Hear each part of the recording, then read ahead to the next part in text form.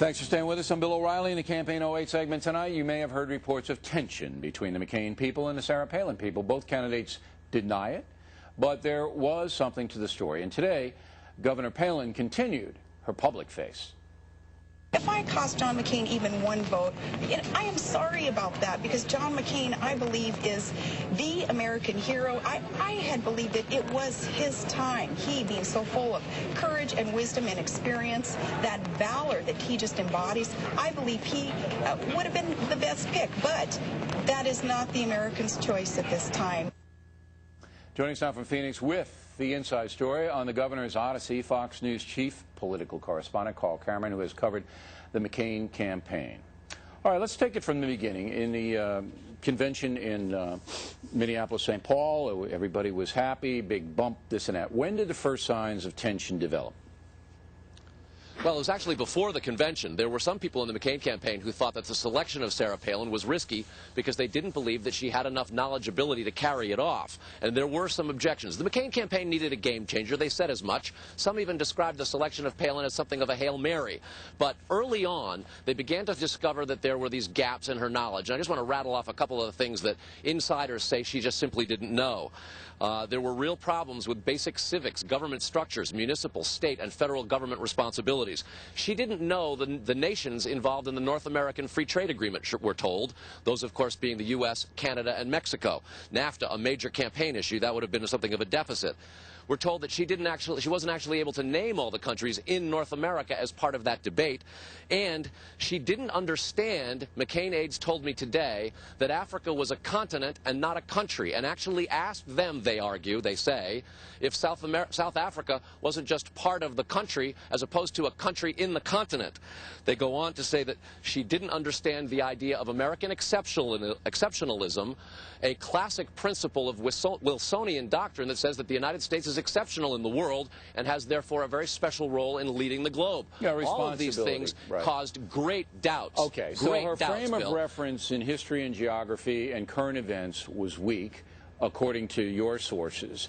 And so that, but she can be tutored. I mean, a woman's not a stupid woman. That's right. You can tutor people, and you can get people up to speed on the basics of, here's the government, here's the exceptionalism that we're talking about, here's the world map, here's our interaction. So it's got to be more than that. Go. Well, one of the things that happened was she took a little bit of interview preparation before the Charlie Gibson ABC News interview, and by most accounts that went fairly well, although she was left a little bit irritated by some of the questions and the general reporting of that interview. But then the Katie Couric interview came, and for that she refused interview preparation. It didn't go well, and she blamed ostensibly Nicole Wallace, a senior advisor who had in fact worked for CBS with Katie Couric and had organized some of that interview. And then the rift began to really sort of unfold. But let's get specific. That refusal of debate prep caused some problems. All right, so she didn't want to be bogged down with a lesson before Ms. Couric talked to her. And then she goes in to talk to Couric, and it doesn't go well. What does that mean? I mean, what was the big deficit of the interview? Well, in fact, McCain aides will argue that there were no unfair questions from Katie Couric, though the reporting of the interview might have been snarky and an example of sort of mainstream media beating up on a Republican conservative and a woman. They argue that the questions from Couric on the merits weren't unfair.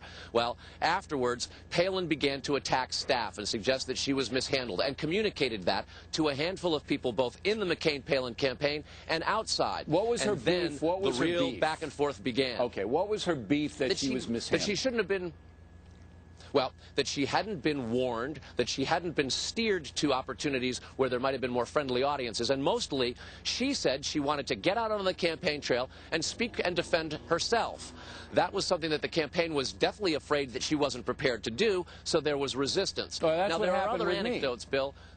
That's what happened with me. Well, listen, I talked to her on the phone. She wanted to do the interview, and then the McCain people wouldn't put her out there alone. The senator had to sit next to her, and and logistically, we just couldn't pull it off. Okay, so all of this now makes perfect sense up to, say, a week ago.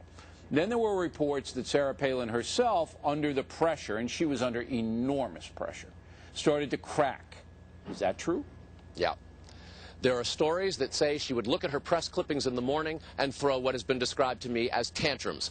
The way I understand it, there were times when she would be so nasty and angry at staff that they would virtually be reduced to tears. There was the throwing of paperwork and things of this nature. And a whole series of descriptions, anecdotes all, from the McCain campaign and other insiders' side of it, that suggest a certain level of performance that they were caught off guard by. One of the more infamous stories that's now come out is there was a time when McCain staffers went to collect her at her hotel room, and she had just stepped out of the shower and essentially met them wrapped in a bathrobe. They were taken aback by that, found it rather uncommon. They have suggested that she's a bit of a shopaholic, and that on more than one occasion she would go out and buy clothes that to many seemed unnecessary because the campaign had already provided her with a very large wardrobe, a wardrobe that famously rang up a bill of about $150,000, mostly because they bought extra sizes to make sure everything fit. But the aides say she took a lot of extra clothes, that sounds and that $20,000 in clothes went to Todd Palin. Yeah, that sounds like nitpicking. Oh, listen. There's a lot of backbiting that's going on here, not just between the McCain staff and Palin, but also within the McCain staff. And last week, Randy Schooneman, the former foreign policy advisor for the McCain campaign, was fired for allegedly leaking some of the backbiting about Palin. He is reported to have been a real Palin fan and didn't like the fact that they were nailing her and talking behind her back. He put it in the newspapers, and for that he was fired. Well, at the last minute, the McCain campaign and Senator McCain himself said, let's not make it public, let's keep it quiet. That's not the kind of message that they want. He had been under fire for a chaotic campaign that was often sort of contradicting itself and wrapped up in this type of pettiness. It was almost omnipresent in the staff in the final week, notwithstanding Senator McCain's campaigning barnstorming at a frenzied pace around the country. This was something that the campaign staff says was unprecedented. Well, it certainly doesn't sound like a great situation. I'm sure there's a book in it for somebody. Hey, Carl, we appreciate the good reporting. Thanks very much. In a moment.